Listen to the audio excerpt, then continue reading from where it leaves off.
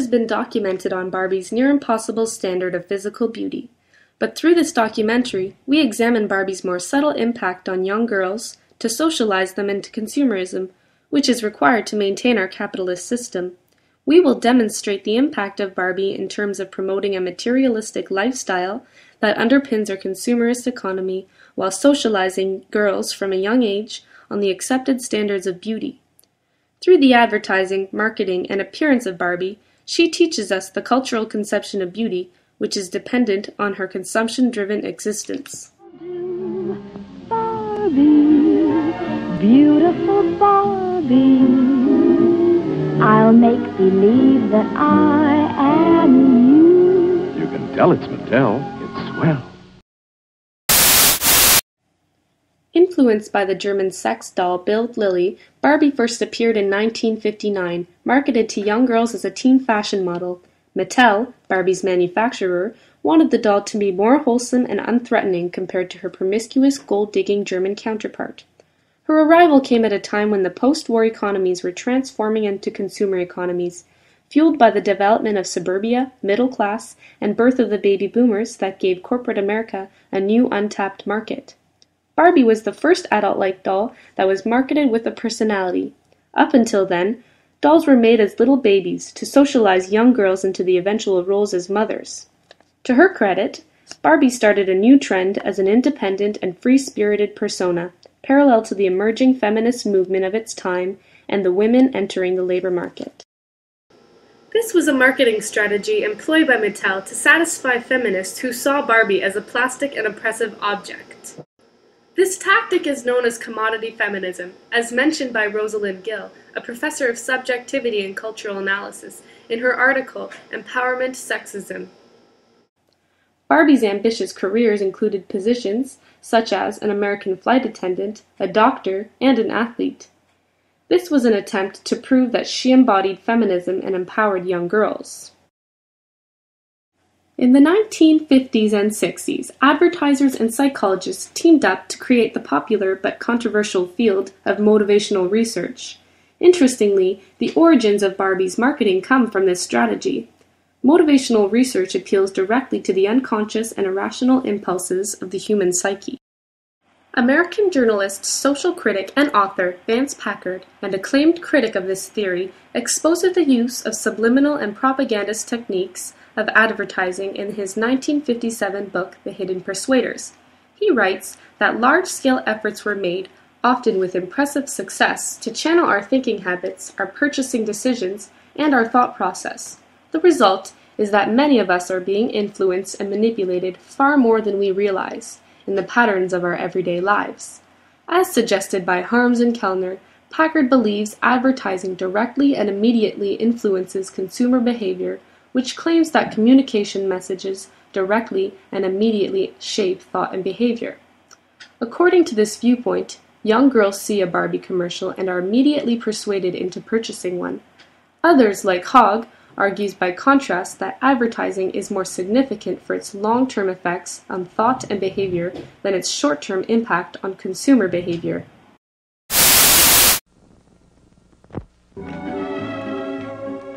May I help you, ladies? We'd like to see the newest Barbie clothes. Of course, Barbie, the famous teenage fashion model doll by Mattel. May I arrange a showing of her wardrobe? Oh, yeah, we'd love it. Motivational research was a major strategy behind the marketing of Barbie. The American-based psychologist and marketing expert Ernest Dichter was the director of the Institute for Motivational Research, founded in 1946. He was considered a marketing guru for being able to exploit people's weakness for marketing purposes. He is also credited for his brilliant marketing strategies for Barbie, which is based on the doll's function in awakening the child a concern for proper appearance. This strategy posed claim that mothers would purchase the dolls as moms could be convinced that Barbie would show their daughters how to be a poised little lady. Barbie doll would teach young girls to dress well, to accessorize, to appeal to men in a more ladylike fashion once they grew old enough to care what boys thought of them. Clearly, from the beginning, Barbie's marketing strategy played on mothers' anxieties that their daughters would not attract suitable suitors if they weren't as feminine as Barbie. Helen Irving, author of Little Elves and Mind Control, Advertising and Its Critics, however, does not believe motivational research has much weight, and she dismisses the supposed effortless effectiveness of unconscious advertising that is behind motivational research. Irving believes people are born into certain cultural systems and are constituted by particular social and economic circumstances they find themselves in. For Helen, Barbie is a product of the capitalist system and portrays the very real images of social relations. Barbie, as the individualistic and wealthy figure, is a reflection of our social system. Because not everyone can be like Barbie, her marketing is not necessarily sinister, but a reflection of actual social and economic inequalities. Her entire existence is defined within the marketplace. All her interests and aspirations take place within a consumer-driven, materialistic world. Barbie would not be caught dead sitting at a publicly funded park and reading a library book. She spends her leisure time enjoying expensive and lavish hobbies, including and not certainly limited to equestrian riding, skiing, and tennis. Barbie has no fewer than 19 dwellings. Initially residing her lovely dream home, over time she expanded her real estate portfolio to include a deluxe dream home, a country living home, a dream cottage, and no real estate holding can be complete without a magical mansion. To get around town and transport all her fabulous purchases at the mall, Barbie's garage includes a wide variety of high-end automobiles, including a Porsche, a Ferrari, a Jaguar, and she supports the American economy by owning a white Ford Mustang. And of course, when the sun is out, Barbie is known to take a spin in her classic pink Corvette as the wind blows through her signature beach blonde top-knot ponytail.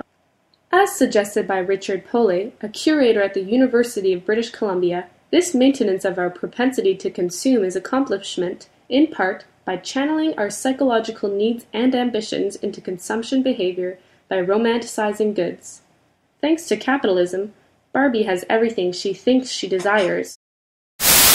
Barbie encodes the meanings and values of capitalism and consumer culture. Barbie is a thin, beautiful, sexy image of a woman who has everything that you would want and can be anything. But what we keep coming back to in Barbie are two primary themes. Her sexuality, her femininity, the way her image is constructed as very thin, very busty, and the fact that she is the epitome of a consumer, that with Barbie comes all the things that you would want. And whatever dream you have, whether it's a dentist or a fashion model or an astronaut, Barbie can fulfill those dreams. So Barbie is the ultimate promise of capitalism, of eternal youth, sexiness, desirability, and having it all. Barbie lives for the weekend, and yet nothing is known about how she works for it and how she got there through her education or training. Over the years, Mattel has given Barbie an extensive and quite impressive resume of high-pressure professional occupations. Barbie is never seen dealing with struggles over her career choices, as she is never seen actually working.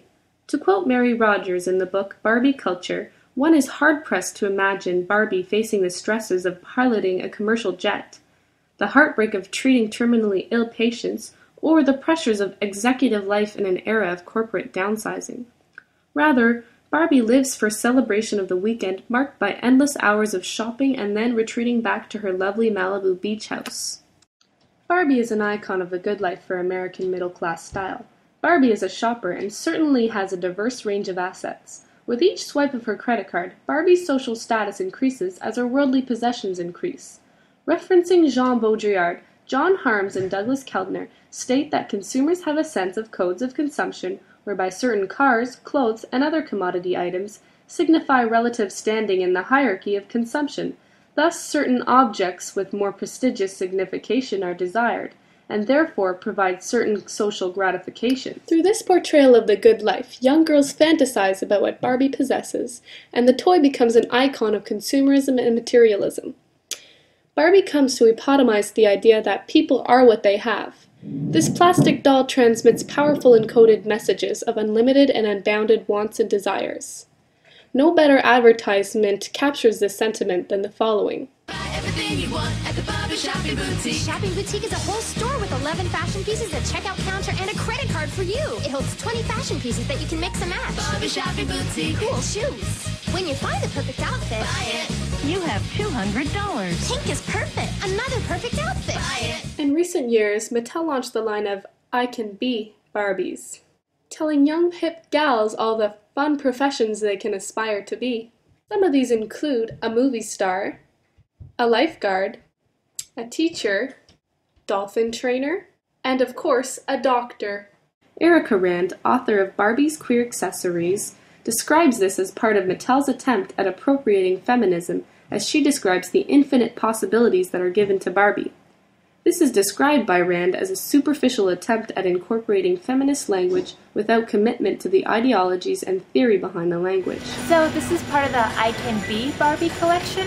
This is veterinarian Barbie. As you can see, she has a pink stethoscope, some other pink accessories, and a cute little... As you can see, Barbie has lollipops in her pocket, as well as pink platform heels. The Anthropometry of Barbie authors Jacqueline Erla and Alan Swedland, both professors at the University of Massachusetts specializing in gender and sexuality, see Barbie as the perfect icon of late capitalist constructions of femininity. Girls are educated on the importance of fashion and maintaining a feminine appearance through owning an extensive collection of beauty products and clothes similar to Barbie. Through use of additional clothing options, more outfits translates into more adventures for Barbie.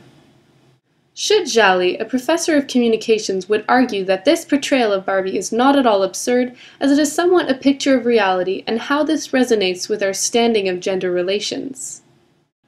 The makers of Barbie are not coming up with novel ideas of how society should be, but rather repackaging what we have come to understand and hyper-ritualizes this reality. In conclusion, Barbie is a product of our capitalist system, preaching consumerism and material consumption to young girls.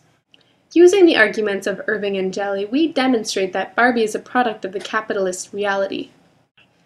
In many ways, Barbie resonates us because this is the way we envision ourselves.